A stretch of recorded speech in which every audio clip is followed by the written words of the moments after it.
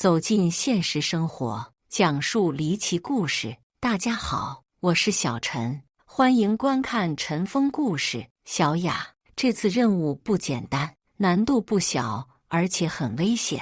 你真的要去吗？放心吧，领导，我会保护好自己，并揭穿那人的真面目。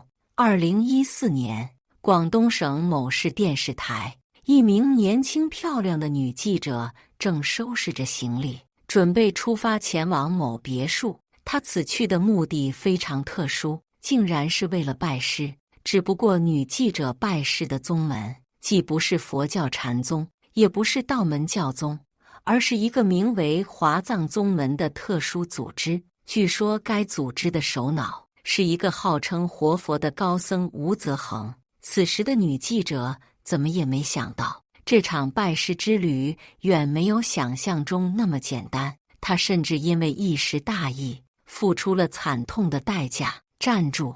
这里是私人住宅，外人不得轻易进入。郊区某别墅外，几个身穿袈裟的僧人充当起了保安，将女记者张宁雅拦在门外。对此，张宁雅早有准备，她拿出一张请帖，开口道：“我就是特意来参加诵经大会的，你们别耽误了我拜师，否则我找上师告你们的状。”几个僧人闻言脸色未变，看了一眼张宁雅手上的请帖后，没有多想，直接放行。走进别墅院子后，张宁雅这才松了一口气。其实她压根就没有什么请帖，刚才也不过是狐假虎威，虚张声势。吴泽恒举办的诵经大会的确会邀请很多人参加，但他为人狡猾，邀请的对象必定是心腹介绍来的信徒，寻常人根本就没有办法弄到请帖。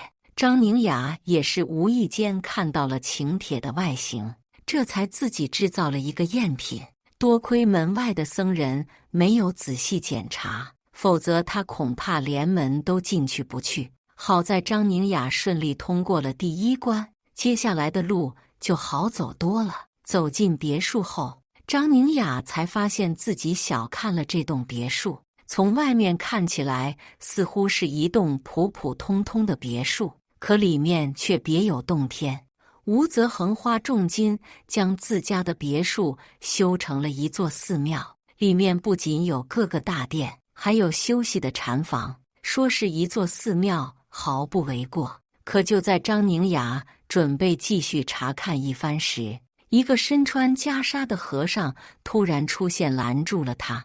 参加诵经大会的请去大殿，这里是偏殿，外人禁止入内。张宁雅闻言一愣，刚想故技重施，搬出吴泽恒来吓唬对方，可身后传来的一个声音却将他吓出一身冷汗。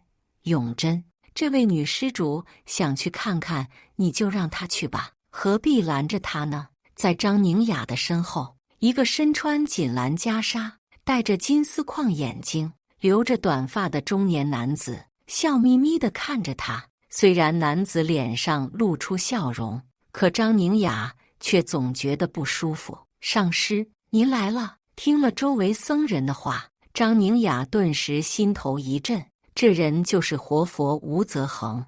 他刚想开口解释，只听吴泽恒用好奇的目光打量了张宁雅一番，然后开口道：“女施主，我们好像没见过吧？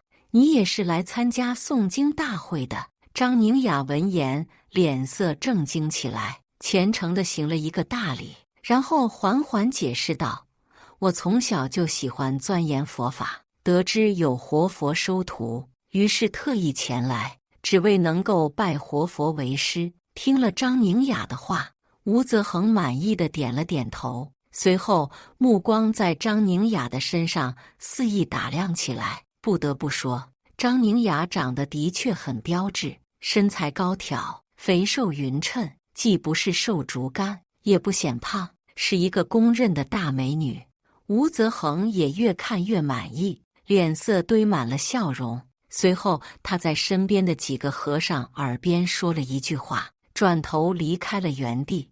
而那几个穿着袈裟的和尚竟然直接将张宁雅带到了一间禅房，这反倒让张宁雅感觉有些古怪。师兄，我想问一下，不是去大殿参加诵经大会吗？怎么来禅房了？和尚闻言脸色如常，用极其淡漠的口吻开口解释道：上师说了，你有慧根，等会他要亲自传授你佛法，收你当亲传弟子。张宁雅一听，顿时激动起来，这可是他打探吴泽恒秘密的好机会。于是他按捺住内心的冲动，坐在禅房里静静等待起来。不知过了多久，房门外传来一阵脚步声，随后房门被人推开。张宁雅一睁眼，只见吴泽恒已经站在了自己的身前。活佛，不知道你要怎么传授我佛法？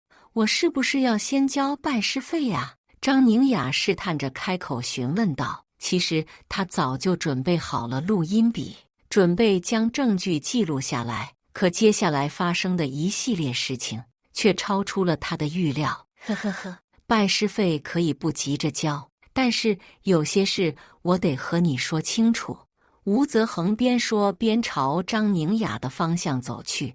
来到张宁雅身边后，他直接伸手拦在年轻女记者的腰间，用暧昧的语气凑到张宁雅耳边轻声道：你不会以为拜师就只要交钱这么简单吧？不等张宁雅反应过来，吴泽恒接下来的一个动作让他顿时愣在原地，一时间面红耳赤。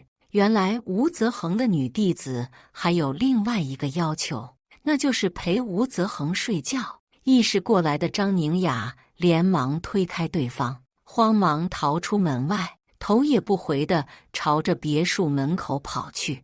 直到他一路跑出别墅后，这才松了一口气。张宁雅本以为吴泽恒打着假活佛的幌子，最多也不过是骗钱，没想到他竟然如此无耻。越想越气的张宁雅立刻拨打了报警电话，并将自己弄到的录音交给警方。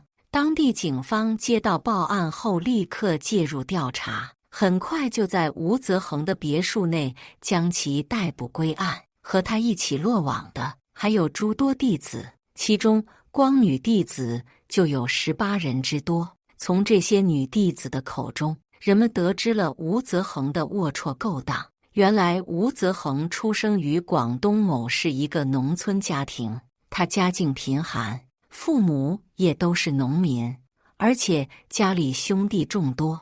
吴泽恒因为长得瘦小，根本就不受父母的喜欢，甚至因为母亲生他时差点难产，导致母亲对他怨恨不已，将家里的各种家务活都交给他。吴泽恒的日子过得并不顺利，他成绩其实不错，也考上了县里最好的高中，可是因为家里没钱，父母也不愿意供他读书。初中毕业之后，吴泽恒就出来打工。没学历没背景的他只能做着最苦最累的活，最后还要被别人克扣工资。在这种压力之下，吴泽恒变得厌世，浑身戾气。一次他再次发现老板拖欠他的工资，他再也不愿意忍耐，直接和老板打了起来。他力气很大，对方根本就不是他的对手。吴泽恒将其打成重伤，当时也有人过去帮忙，可是吴泽恒都是一视同仁，大家不是他的对手，只好报警。警方到来的时候，老板已经倒在地上奄奄一息，好在最后送医院及时，暂时没有生命危险。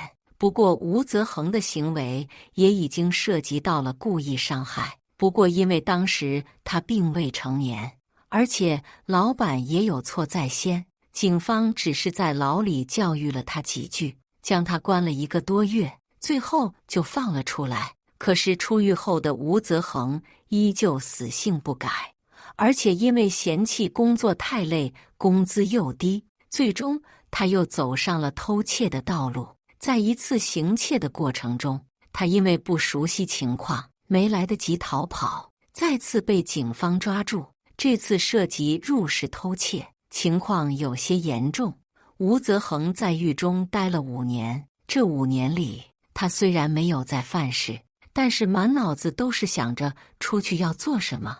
吴泽恒的性子并没有改变，出狱后也依然死性不改，行一些鸡鸣狗盗之事，还在这其中强迫了一名女子，因此最后一次还被判了11年。出狱后的他谎称自己是所谓的佛教第88世、禅宗第61世衣钵传人，少林寺第32代传人，接着佛法的外衣壮大自创组织。